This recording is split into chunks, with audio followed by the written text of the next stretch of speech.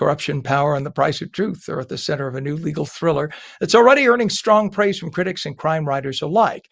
Illusions of Trust is the latest novel from award winning author Jeffrey S. Stevens, and it draws heavily from his decades of real world experience as a practicing attorney in New York City and Connecticut. And we say good morning to you, Jeffrey.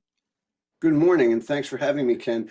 Before we get started, my wife made me promise that I would say we've been fans of yours for a long time, so it's really fun for me to be on your show. Thanks. Thank you. I was going to say, clearly you have no taste. Thank you Oh very well. much. That's very kind of you. I appreciate it. Believe me. My mother says thank you too. Uh, but no, it's great to have you on. And clearly, you've been a busy man, 9 novels. But Illusions of Trust marks the start of a whole new series, right? What drew you to this story? For years I've been writing thrillers, espionage thrillers based on a gentleman that I knew in the CIA who's now no longer with us, unfortunately. But he told me some great stories, and I wrote some books that I think were fun. And I did a father-son saga, and I did a murder mystery. And then I decided to hark back to my days as a young attorney in New York City because it's not only fun, but New York itself, as you know, it becomes a character in the book. I mean, the places, the bars, the restaurants, everything. And so I said, let's go back and do something there. And years back, I handled a celebrity divorce, a very high end celebrity divorce. And I really didn't do many divorces, but I thought, boy, that would be a great centerpiece. And that's how Illusions of Trust came to be. I love it. Now, the divorce, though, in the case, in the book, it starts routine, but it quickly turns dangerous, right? Does that happen often? Absolutely. Yes, yes. I'm a big believer, by the way, when it comes to thrillers, that good thrillers have to have good villains.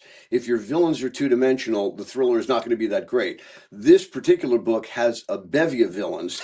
There are a few that you could get your arms around. And so the young lawyer, who's this idealistic attorney, Russell Palmer, has a mentor who's a retired NYPD detective, Robbie White, who is actually based on somebody else I knew, and together they are get involved in this thing where suddenly there's a suicide, a murder, there's corruption, all centering around a pharmaceutical deal. And so it really gets increasingly complicated, increasingly twisty. And I think people like that. I mean, I've been getting great reviews, as you said, which is very gratifying. That's a good thing. Yes, I love a good thriller like this. This is awesome. And it touches on pharmaceutical influence, right? And then political connections with the pharmaceutical influence you were talking about Absolutely. and corruption. So is there Yes. corruption in New York? I mean, how's that happening? Oh, come on. I made that part up. Yeah, but that's why this is fiction. That's why it's fiction, Ken, because, I made the part up about corruption. But yeah, I mean, with everything going on, and, I don't want to say rip from the headlines or anything like that, but clearly, pharmaceuticals, the cost of healthcare, all of that is so current. And, I started writing this book well over a year ago.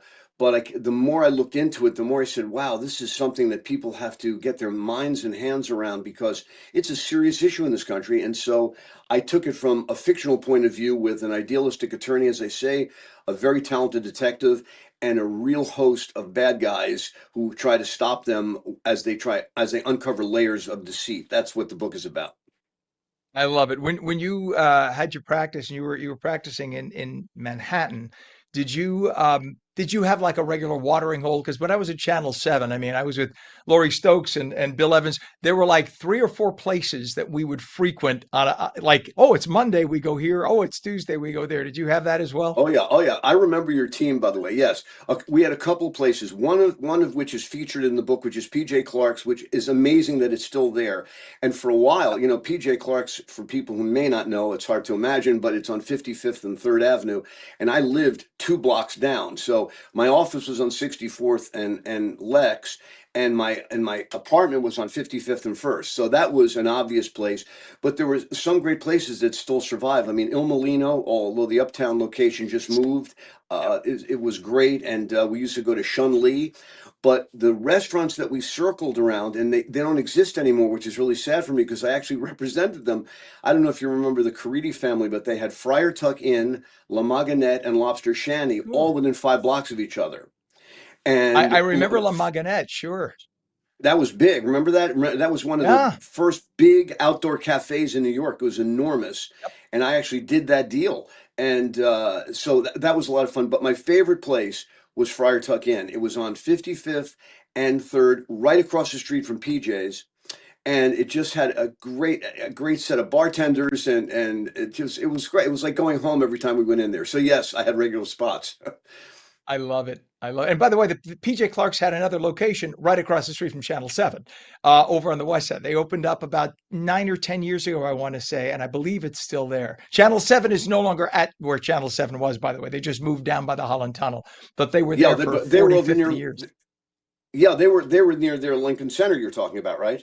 Correct. Correct. That's Yeah, what yeah, Channel 7 was right across the street. So yeah. yeah, I we used was to I hang out was there. to That that was one. where we had special events.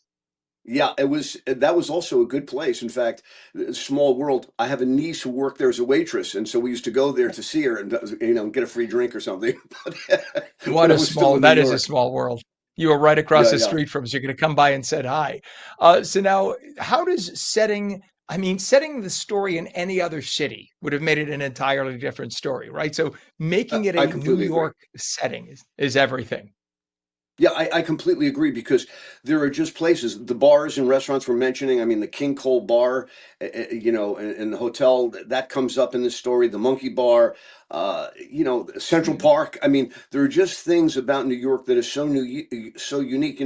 My just on a personal note, my kids were both with their in-laws for Christmas Eve, and so my wife Nancy and I decided, like on the spur of the moment, we said, well, we're not doing anything, and we hopped into Manhattan because we're up in Connecticut now and walked around, saw the tree, had a lunch at Il Molino.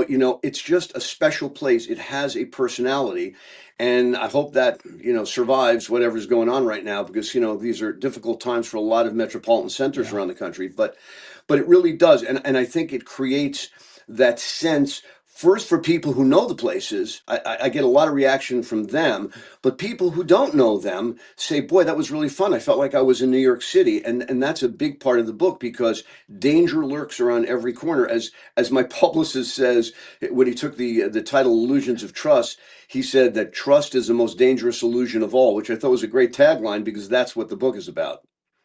That's fascinating. And this is the first installment in the Russell Palmer and Robbie White series. So what can readers expect next with about a minute left here? Yes, thank you for saying that. We have another one that's in the hopper about a young black man who's unjustly accused of murder, or is he? So there's that one where Palmer gets involved, and there's another one about a missing celebrity. So we've got a couple of them as I say, in the hopper, and we're working hard. I have a gentleman that helps me with plotting the things out before I write them because if I'm on the wrong track, he'll just say, "Boy, that really stinks. You got to change that I, thing." But I it's love very it. helpful, and it's just a lot of fun. As you said at the beginning of the interview, if you had told me 20 years ago I'd have 9 published novels now, I would not have believed you. So that's pretty nice.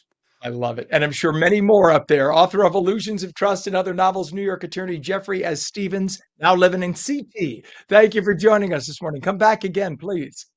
Thank you so much for having me, All right. Ken. All the We're best coming to right everyone back. for 2026.